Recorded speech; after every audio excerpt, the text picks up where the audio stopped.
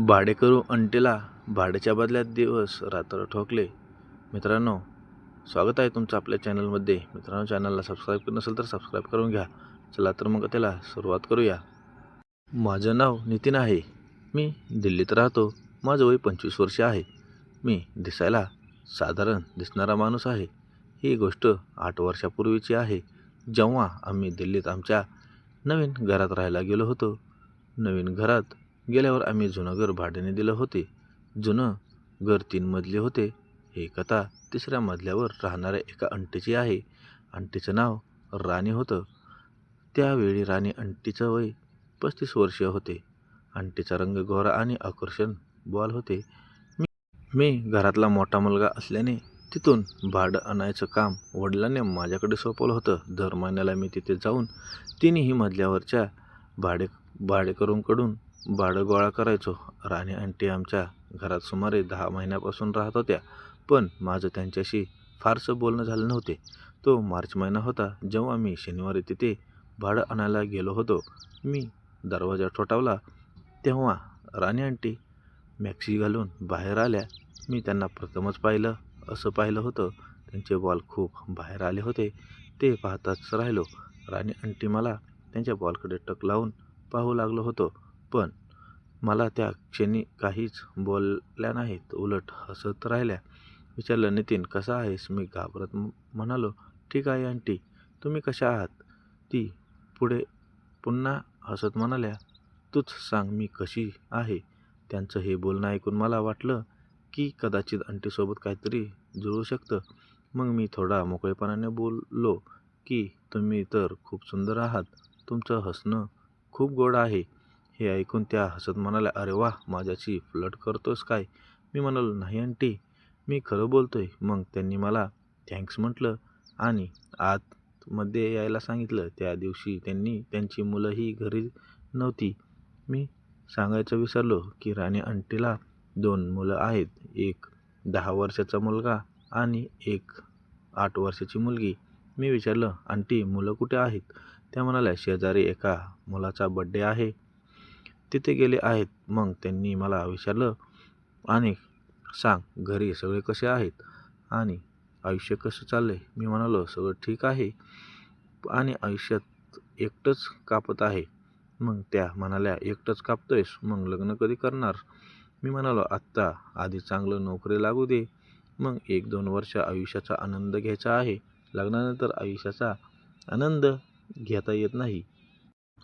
मी म्हणालो, मला गर्लफ्रेंड बनवायची आहे, तिच्यासोबत फिरायचं, चित्रपट पाहायचे, रेस्टॉरंटला जायचं वगैरे सगळं करायचं आहे.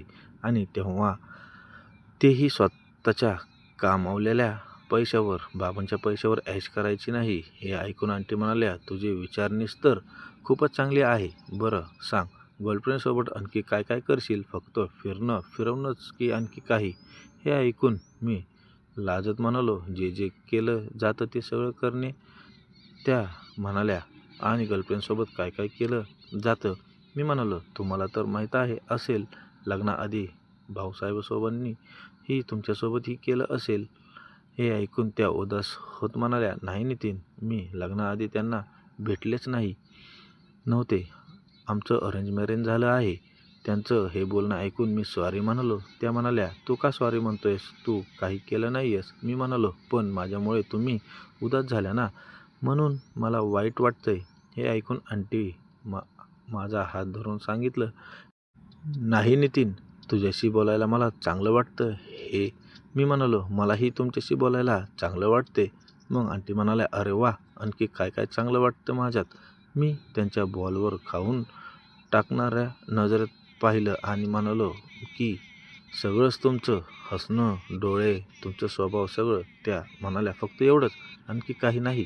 आणखी तुमचं सर्वच? ह्या बोलण्यावर आंटी म्हणाल्या की तू मला वरपासून खालीपर्यंत कधी पाहिलंस? बरं, तू आलास तेव्हा माझ्या या बॉलकडे टक लावून पाहत होतास. कदाचित तेव्हाच त्यांचं बोलणं ऐकून मी गोंधळलो आणि डोकं खाली करत म्हणालो, सॉरी आंटी, माझं तसं हेतू नव्हता. त्या हसत म्हणाल्या, अरे तू तर घाबरलास, काळजी करू नको, मी तुला रागवत नाहीये, फक्त असंच मस्करी करते. हे बोलताना त्यांनी चिमटा काढला. त्या म्हणाल्या, लग्नाआधी तर आणखी मस्त होते. त्यांची हे बोलणं ऐकून माझा हत्यार उभा होऊ लागला. मी म्हणालो, नाही आंटी, तुम्ही मला सुद्धा अनेक अविवाहित मुलींना टक्कर देताय. आंटी म्हणाल्या, अरे वा, सगळे म्हणजे तू ही लाईन टाकतोयस काय? मी हसत म्हणालो, हो, मीही टाकतो. मग आंटी म्हणाल्या, बरं, माझ्यात काय आवडतं? तेव्हा मी सांगितलं की मी विचार करतो की एक दिवस तुमच्या घरी येईन, तेव्हा तुम्ही एकटे असाल, मग तुमचा जोरदार कार्यक्रम करणार. हे सगळं ऐकताना राणी आंटी उत्तेजित होऊ लागल्या.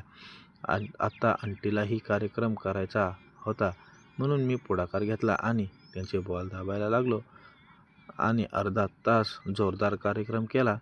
आज मला खूप छान वाटते.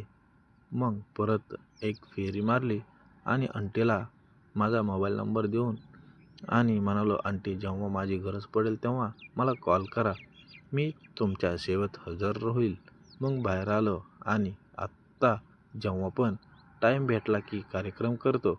हे आजपर्यंत तिच्या नवऱ्याला किंवा माझ्या घरच्यांना कधी कळलं नाही. ही होती आजची कथा. कशी वाटली कमेंटमध्ये सांगा आणि लाईक, शेअर, सबस्क्राईब करायला विसरू नका. भेटूया अशाच नवनवीन कथेमध्ये. तोपर्यंत धन्यवाद.